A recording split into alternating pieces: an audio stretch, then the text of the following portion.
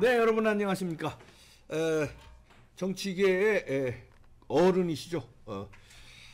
국가의 어른이기도 하시고요. 박찬종 변호사 모셨습니다. 어서 오십시오.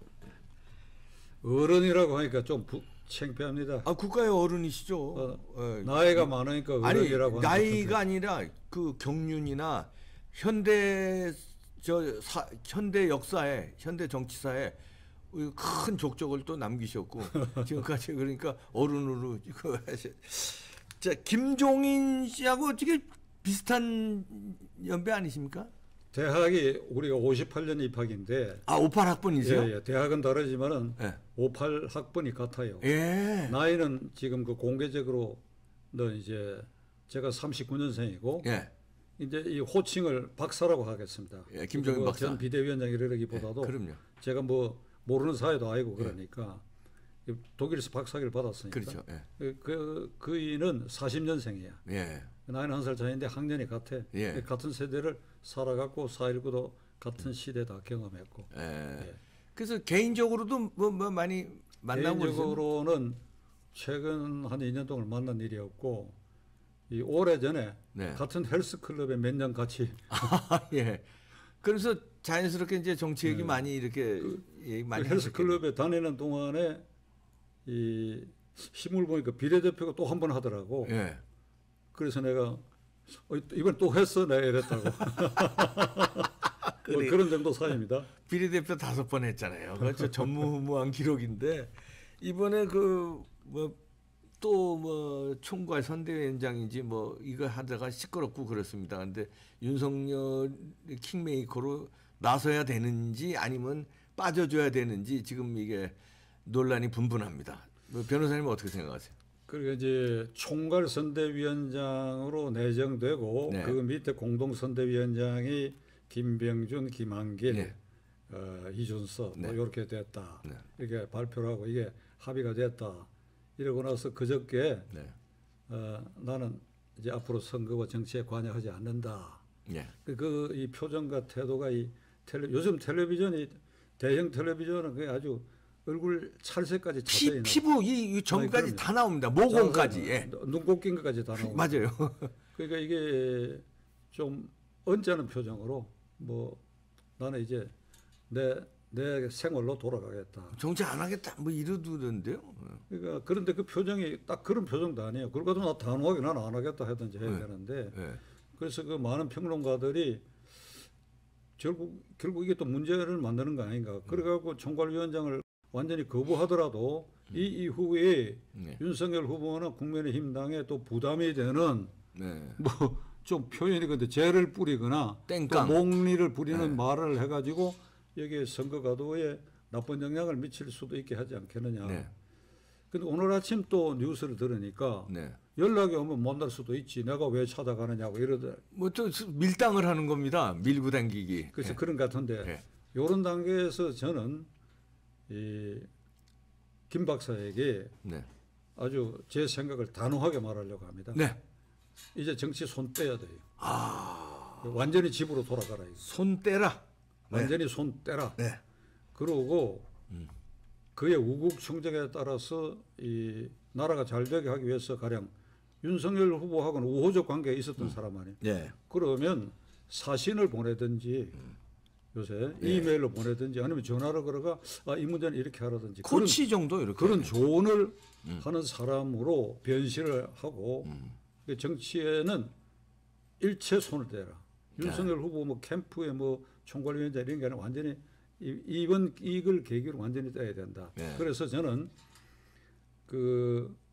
오늘 이 시간에 좀 어울리지 않을지는 모르겠으나 이 대표하고 이 대화가 우리나라 서정신의 대표로 칭송받고 있는 이제 돌아갔었지요. 이형기 선생의 낙화라는 시를 내가 오늘 김 박사에게 이봉규 TV를 통해서 전해주시는 거예요. 헌상하려고 해요. 낙화. 그러니까 이 글로 쓴 걸 드릴 수는 없으니까 본인이 그걸 찾아서 인터넷 들으면 간단히 찾을 수 있으니까 이형기 선생의 낙화 그 첫 소절만 제가 시청자를 위해서 인용하려고 합니다. 가야 할 때가 언제인가를 분명히 아는 사람의 뒷모습은 얼마나 아름다운가. 한번 반복 다시 할게요. 예. 가야 할 때가 언제인가를 분명히 아는 사람의 뒷모습은 얼마나 아름다운가.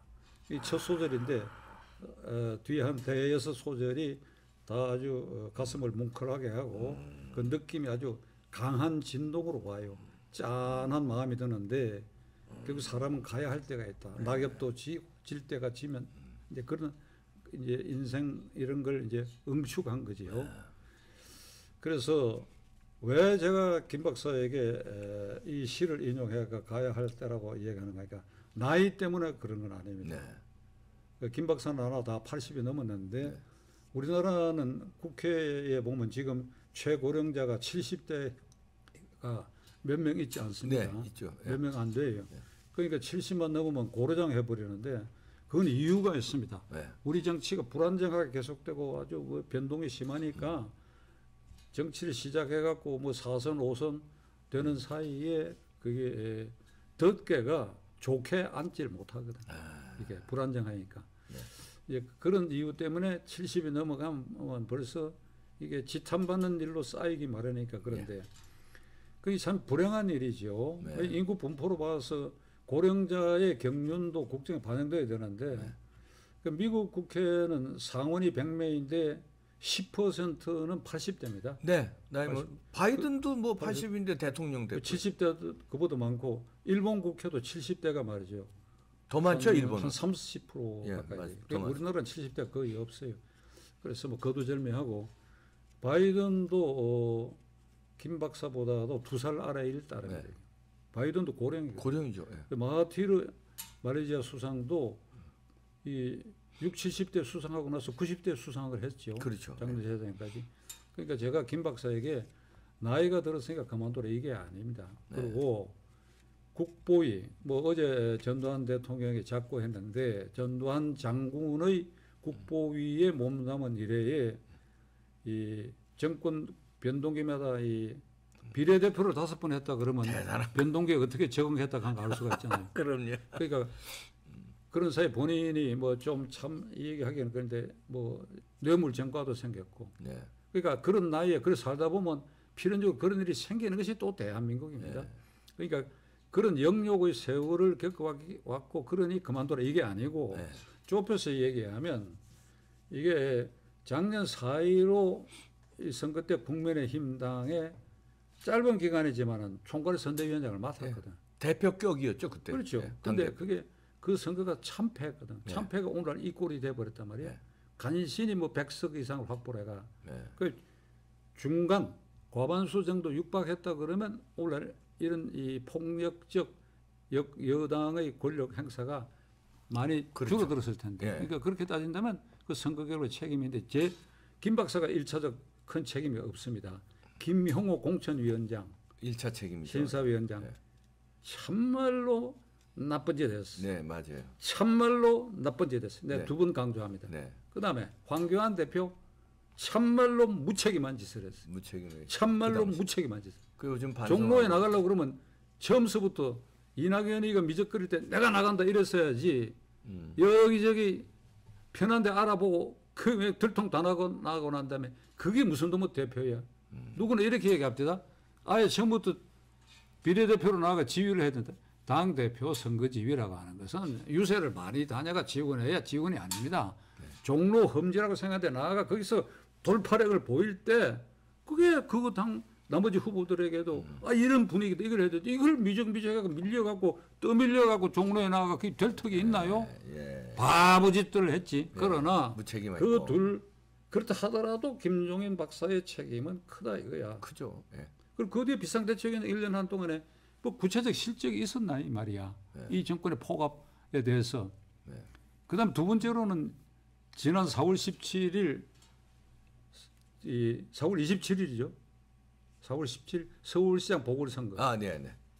부산시장 서울시장 보궐선거 때 특히 서울시장 보궐선거는 이게 안철수 후보가 나오려고 하고 이렇게 또 표가 3표 되니까 여당이 어부지리를 넘겨주게 틀림없는 상황인데 계속해서 안철수를 그냥 구박했다. 구박. 맞아요. 너는 정계를 떠나라. 아주 노골적으로 김 박사가. 예. 그 마지막에 단일화 안 한다. 우리는 단일화 할 필요 없다. 그냥 나간다. 이랬단 말이야. 예. 그래 가면 안 되지. 그래 여론에 밀려가 결국 그리고 안철수 국민의당 후보가 그걸 참아냈어요. 만약에 단일화 안 했으면요 졌어요. 졌어요. 박영선이 먹었어요. 힘들었다. 예. 접거나 힘들었다. 예. 근데 자관 이 여론에 떠밀리고 안철수 후보가 대승적 견제에서 단일화 응해가 오세훈 단일화가 돼가고 압승을 했는데 이것도 김 박사가 그 부분 순탄하게 이끌지 못했다 하는 것에 대해서 책임을 져야지요. 네. 그러니까 그런 걸 생각했을 때 이제 국민의힘당 대선 후보를 11월 5일 날 생산해냈는데 네. 오늘이 24일이니까 네. 그러니까 20일이 됐잖아요. 네. 그동안 이 김 박사 때문에 선대위 구성이 안 된 거 아니에요. 맞아요. 그 당헌 당규 규정에 의하면 이제 평시 체제에서 대선 체제로 들어가면 후보가 정권을 휘둘리게 돼 있다. 네. 그러면 이제 김 박사가 여기에서 몽리를 부리거나 해서는 절대 안 될 일이 되게. 네. 그게 김종인에게 국민의힘당의 앞으로의 갈 길에 대해서 지난 국회의원 선거, 서울시장 보궐선거 이거 대선까지 그에게 특허권을 줬습니까? 아유, 택도 없죠. 또 국민이 그걸 진정으로 바랍니까? 아유, 아니죠. 예. 아니죠. 예. 그런데 본인은 이런 생각을 하는 것 같아. 내가 이게 선거에 대해서 노하우가 있지 않느냐? 네. 노하우가 2016년 민주당에 가가지고 비상대책위원장 하면서 그 국회의원 선거에 압승을 가져오게 했지 않느냐? 네. 뭐 이런 여러 실적이 있죠. 그리고 박근혜 대통령 당선에도 결정적 역할을 했죠. 그 당시에. 그러니까 이런 것 때문에 내가 나를 빼고 어떻게 너희들이 할 수 있냐? 이런 아마 자부심 같은 게 있는 것 같은데 저는 서울시장 보궐선거 이후에 비상대책위원장 하면서 지금 이제 반년이 훨씬 넘어가는 이 시기까지 김 박사가 내년 3월 9일 대통령 선거를 어떤 개념으로 받아들이고 있는가에 대해서 퀘스천 마크, 의문이 있어요. 예. 의문이 있어요. 어떤 의문입니까? 어떤 의문이냐? 네. 내가 판단컨대는 내년 3월 9일 대통령 선거는 종북, 주사파, 친 김정은 정권과 세력으로부터 자유민주 세력으로의 정권을 교체한다. 그러니까 정권 탈환이다 이거야. 네. 종북, 주사파, 친 김정은 세력으로부터 이 정권을 탈환해서 자유민주 체제를 다시 복원해야 할 선거다. 그리고 맞습니다. 두 번째로는 부정부패를 척결을 해야 할 선거다. 이 두 가지인데 네. 김 박사 입으로 이걸 얘기한 일이 없어요. 아, 그러네요. 아니 이 대표는 본고에서 얘기한 일이 없어요. 맞습니다. 그런 이 얘기 못하는 이유가 있죠. 지금 우리가 이렇게 판단해 보면. 예. 그러면 문재인 정권이 적극적으로 기여해가지고 2016년 선거를 압승으로 해가지고 그 국회에서 박근혜 대통령을 탄핵으로 몰아내고 그리고 2017년 한 1년 지나가지고 문재인 정권 탄생에 근거와 기여를 한 사람 아닙니까? 그렇죠. 그 문재인 정권 지금 5년 가까이에 종북 주사파 친 김정은 정권이 돼서면 나는 문재인 정권 탄생에 말이야 이런 기본적 기여를 했기 때문에 굉장히 후회한다 말이야. 내 80평생에 이제는 나는 자유민주주의 신봉자다 말이야. 네. 내 할아버지도 그렇고 뭐 이런 얘기를 해가면서 단호하게 그렇게 얘기했느냐 이거. 그리고 부패 척결해야 된다. 이 정권 얼마나 부패했느냐. 네. 이래야 되는데 얘기를 못 하는 거죠. 자기가 한 일이 없는데 한 일이 없는 걸 못하기 때문이에요. 예. 문재인 정권에 걸리고 그다음에 부패 척결한 건 본인의 과거 부패가 있고 정과 경력에 의해서 못한다. 그런데 그래도 나는 윤석열이라는 사람 대통령 만드는 데는 자신이 있으니까 모두 길 비켜라 나한테 맡겨라. 지금 이렇게 나오고 있다. 네. 그러니까 이게 말이 안 되는 소리예요. 그러네요. 비켜줘라. 네. 비켜주고 윤석열 후보가 어떻게 하든지 간에 그걸 자유케 해줘야 된다. 지금 이 시간에는. 네. 아, 어르신 말씀입니다. 낙화의 시. 예. 가야 할 때를 알아서 아름답게 뒷모습을 보여라. 네. 떠나라. 집에 가라. 예, 김종인 박사의 할아버지가 가인 김병로 선생, 네. 일제 강점기 항일 운동도 하신 분이고 네. 광복 후 정부 수립되고 초대 대법원장 10년 가까이 하면서 이승만 정권 아래서 사법권 독립을 확립하는 데 크게 기여한 어른입니다. 네. 그런 김병로 선생의 애국심, 정의감의 DNA가 김종인 박사가 있지 않겠습니까? 네. 만일 내 할아버지가 그런 분이었다 한다면 저는 거기에 아주 완전히 그 할아버지 정신을 이어받는 정신으로 그렇게 살아야 그 할아버지의 이름을 더럽히지 않을 거 아닙니까? 그렇죠. 그 제가 보기에 김종인 박사는 할아버지의 명예와 그 이름의 값어치에 대해서 더욱 빛나게 할 수 있는 기회가 쭉 있었는데도 오히려 그러지 못했다. 네. 가령 여기까지 생각한다면 그는 이제는 떠나야 할 시간이 됐다. 그러네요. 할아버지의 명예를 위해서도 떠나요. 오히려 할아버지의 명예를 떨어뜨리고 있으니까 자꾸 자기의 그 어떤 욕심 그게 비춰지니까 이제는 낙화의 시를 읽으시고 떠나시라. 네. 같은 58학번으로서. 근데 제가 이렇게 얘기해도 걱정이 되는 게 네. 그 고집불통인 것 같아. 이 김종인 김 박사가 네. 반상학적으로도 그렇고 한번 자기가 어떤 주관을 세우고 나오면 말이야. 그거에 대해서 특히 자존심 손상되는 일에 대해서는 용납을 안 하는 것 같아. 네. 예를 들면 뭐 얘기가 조금 약간 길어졌지만은 김병준 공동선대위원장가 내정된 사람을 지금 언론 보도를 보면 용납 안 한다는 거 같거든. 네. 그게 왜 안 하는가 하면 얼마 전에 김병준 씨가 이런 얘기를 했어요. 윤석열 후보가 이 국민의힘당 이 대통령 후보로 확정된다면 어떻게 김종인 씨 같은 사람하고 같이 갈 수 있겠느냐. 윤석열이야말로 트레이드마크가 공정과 정의고 그런데 그 뇌물 전과자가 있는 사람을 어떻게 같이 가긴 이래버렸단 말이에요. 그 아픈 얘기를 했죠. 이런 얘기를 했어요. 김 박사가 이 저급한 인사라고. 그리고 홍준표 의원이 자기의 뇌물 사건, 동아은행 그 뇌물 사건 그때 검사였으니까 수석 담당 검사였다고 하는 거 이걸 이제 홍 의원이 얘기를 이제 하고 세상이 다 아니까 그 작년 4.15 선거 대구에서 아주 어렵게 무소속으로 당선됐는데 입당 1년 동안 안 시켰잖아요. 그러니까 이거를 봐가지고 이게 자의식이 굉장히 강하고 그 최고나 덩치만큼 자의식의 무게가 너무 강하다 이게. 그러니까 지금 제가 이형기 선생의 낙화라는 시까지 찾아내서 이렇게 얘기해도 이게 나는 안 들리리라. 이렇게 되면 어찌 되느냐. 하여 윤석열 후보와 국민의힘당은 이게 윤석열 후보가 아니었다 하더라도 김 박사가 저랬을 것 같아. 그렇죠. 그러니까 이게 애초에 검찰총장 하던 윤석열이 김종인 박사를 만났다고 하는 것이 화근이야. 그게. 그러네요. 그게 여기 입당도 하기 전에 불가근 대통령 후보 되겠다 선언하기 전에 만나가지고 무슨 사부처럼 대우를 해놔놓으니까 너 이놈 날 찾아올 때는 언제고 이런 의식이 있어가지고 지금 이게 내가 보기엔 목리라고 하기에는 도를 지나친 이게 자의식이 너무 강하다 이게야. 그러니까 이게 지금 저는 이 김 박사에게 무슨 개인 감정 갖고 얘기하는 게 절대 아니에요. 네, 그럼요. 내가 국민의힘당을 옹호할 의무가 있는 사람도 아닙니다. 네, 그렇죠. 다만 국민의힘당도 헌법기관 아니에요. 네. 제1 야당이고.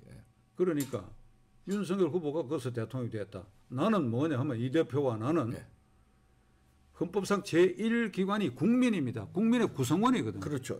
국민은 내가 3월 9일 대통령 선거를 앞두고 야당이 이런 길을 가야 되겠다. 이 얘기하는 건 당연한 겁니다. 그럼요. 그러기 위해서 김종인이 지금 걸림돌이다. 그러니까 김종인 박사는 이렇게 하라고 내가 얘기할 따름이지. 그에 대해 사심을 갖거나 감정이 실 리가 없지 그 사람하고. 알겠습니다. 야, 뭐 저도 뭐 저도 저 변호사님 고견에 아주 100% 동의합니다. 감사합니다.